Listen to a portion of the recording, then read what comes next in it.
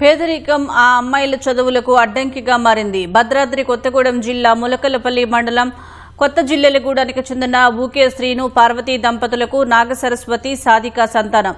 చదువులో ముందున్న పేదరికంతో చదువును ఆపేయాల్సిన పరిస్థితి వచ్చింది.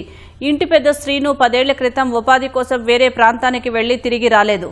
బావిలో పడి మృతి చెందినట్లు తీసుకువెళ్లిన గుత్తేదారు వెళ్లిన వారు చెప్పడం తప్ప మృతదేహాన్ని అప్పగించలేదు.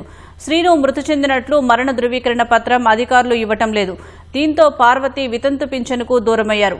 అప్పటి నుంచి కూలి పనులు చేస్తూ కుమార్తెలను చదివిస్తోంది. పిల్లలిద్దరూ దమ్మపేట మండలం అంకంపాలెంలోని గిరిజన ఆశ్రమ పాఠశాలలో 10వ తరగతిలో మంచి మార్కులతో పూర్తి చేశారు. 488 మార్కులు సాధించిన నాగసరస్వతి, 506 మార్కులు సాధించిన సాధికలు పాలిటెక్నిక్ చేసి ఇంజనీరింగ్, నర్సింగ్ చేయాలనుకున్నారు. ఆర్థిక ఇబ్బందుల కారణంగా వాళ్ల కలలు కలగానే మిగిలిపోతున్నాయి. తన బిడ్డలు ఉన్నత చదువులకు ప్రభుత్వం కానీ దాతలు ఎవరైనా సహకరించాలని పార్వతి వేడుకుంటోంది. మా ఆయన కరెంట్ పనికని అటు ఇటు తీసుకెళ్లారు సార్. చిన్న పిల్లగాళ్ళు ఉన్నప్పుడు వెళ్ళిపోయిండు. ఇప్పటికి సంవత్సరాలు అవుతుంది, తిరిగి రాలేదు సార్. మా ఆయన తీసుకెళ్లిన వాళ్ళు వచ్చారు, మా ఆయన రాలేదు. మేము కూలి చేసి బతికేటోళ్ళం. మాకు వ్యవసాయం లేదు, ఏం లేదు, భూమి లేదు, ఏం లేదు సార్. మాకు ఇల్లు లేదు, ఏం లేదు. ఇందిరమ్మ ఇల్లు ఇచ్చినా బాగుంటది. మొత్తం ఊసలు బయటకు వచ్చినాయి సార్. ఏం లేదు.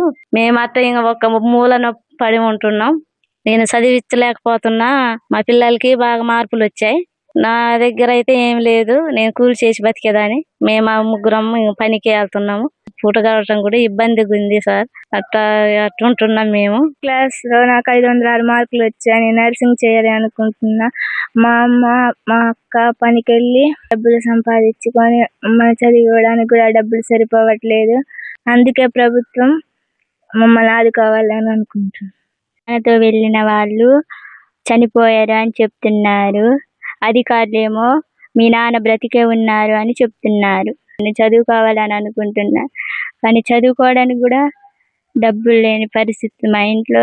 వీళ్ళైతే పిల్లలంటే చిన్నగా ఉన్నప్పుడు ఆయన పనికి వెళ్ళి తిరిగి రాలేదు. వీళ్ళు పిల్లలంటే మంచిగా చదువుతున్నారండి. వీళ్ళకి మంచి మార్కులు వచ్చినాయి. 10th లో 500 పైన వచ్చినాయి అండి ఇద్దరికి కూడా. వీళ్ళకి ఇప్పుడు పై చదువులకు వెళ్ళాలంటే వీళ్ళకి చాలా ఇబ్బంది అవుతుంది. వీళ్ళు ముగ్గురు కూడా కూలి పనికి వెళ్తారండి. పిల్లలు హాస్టల్ నుండి వస్తే తల్లి ముగ్గురు కూలి పనికి వెళ్తున్నాయి. వీళ్ళకి ఖర్చులు వెళ్తున్నాయి. ఎవరైనా డోనర్స్ ఉంటే ఈ పిల్లలకి సాయం చేయండి అని కోరుకుంటా ఉన్నాను.